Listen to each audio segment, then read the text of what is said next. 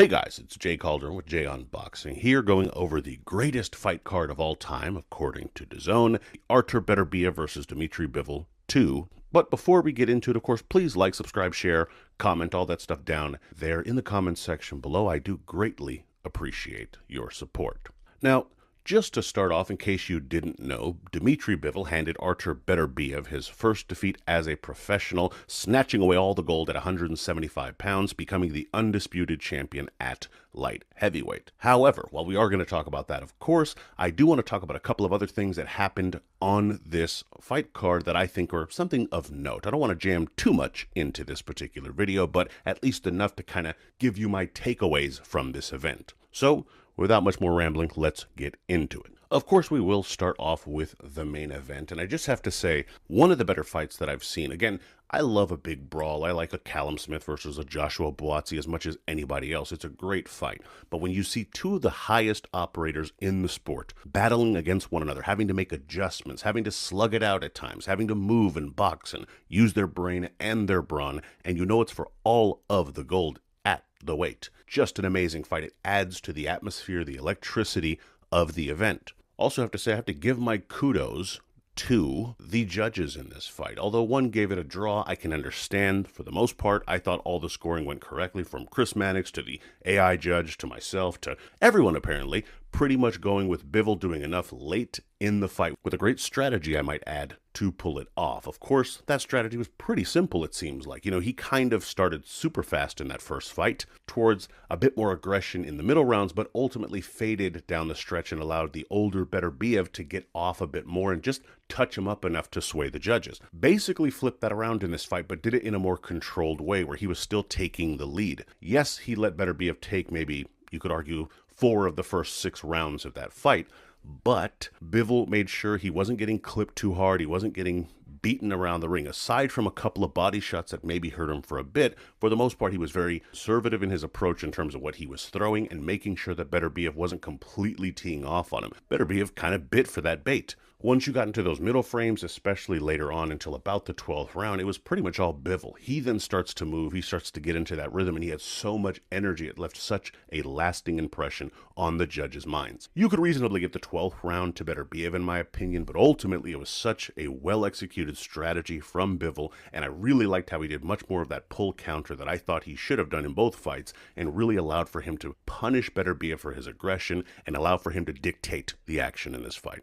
And now, having said all of that, and having watched both their first and their second fight, and having really appreciated both, I think I'm with everyone when I say, yes, we do need a third fight. I know the idea is that, of course, there's Benavidez waiting in the wings, another action fighter, a young guy going against Bivol now for all the titles. I mean, it's a very, very exciting fight, don't get me wrong, and I want to see that fight too. However, Benavidez is a young fighter, and he does have time to wait, and I think there are certain fights that when the action requests it, or rather demands it in this case, you just need to go for those trilogies. It makes the most sense. Bivol probably lost the fight, or at least in most people's minds lost that first fight. Bivol wins the second fight. He probably feels on some level, in some sort of warrior code that maybe only boxers and fighters will understand, feels compelled to get Beterbiev that rematch. And rematch, of course, that Beterbiev is going to want. Why wouldn't he? He wants to prove that he's the best of the two and the best of this era. So it's a fight that naturally happens, that both want, that seems to garner a lot of attention. You know, it motivates fans to actually give a damn about the sport, especially when you only make them pay $25 to watch it. It actually encourages people to actually watch your fights when you don't have to drop $100 on it. It's pretty exciting. I digress. The point is, it's a fight that's easy to make. They work well with each other. The styles mesh. There's probably been 4,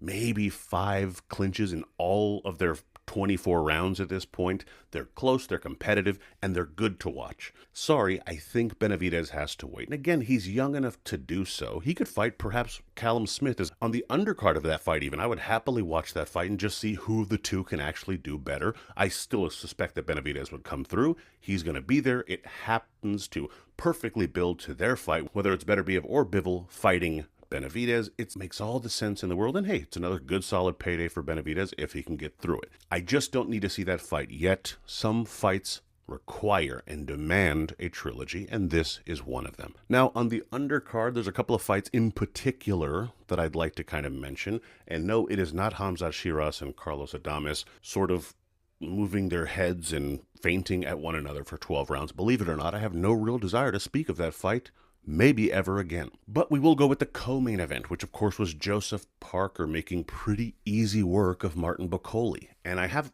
a couple of thoughts, two specific ones to kind of get through with this fight. The first one being, Joseph Parker is that dude. If you're a boxing fan and not a fan of Joseph Parker, legitimately slap yourself in the face. Like, what is wrong with you? I'm not even talking about his style or the excitement of his fights, though he has a pleasing style, he's willing to bang, and he has exciting fights. Just the fact that he's willing to lay it out on the line. Do yourself a favor.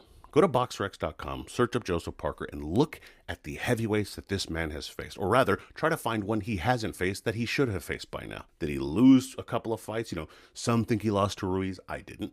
But some think he did. Did he lose to Anthony Joshua? Sure. Did he lose to Joe Joyce? Yeah.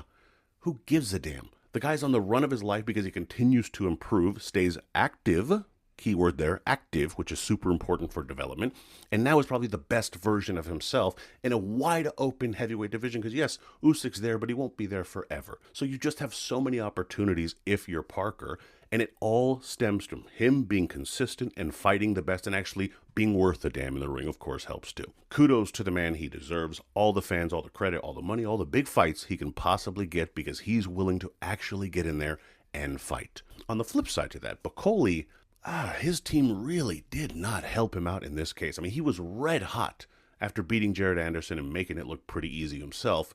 He then comes in, I think they said at last check was 560 pounds. I mean, I don't know how big it was. He was a giant in there, though. Obviously, thank God heavyweights don't have to weight cut because he was massive. He goes in there facing Joseph Parker on 10 hours notice or whatever it was and gets blitzed in 2 rounds, effectively washing away all of the goodwill that he garnered from that Anderson win. And for what?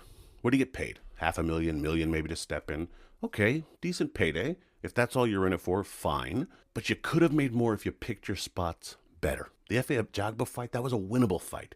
And then you could demand more from a Joseph Parker fight or a similar fight down the line. Instead, they throw him in this money grab when he is 315% not ready, and he gets blitzed in a couple of rounds. Just terrible, terrible management. You feel for the guy on some level, but at the same time, you're also a fighter. Perhaps stay in shape a bit more in between fights.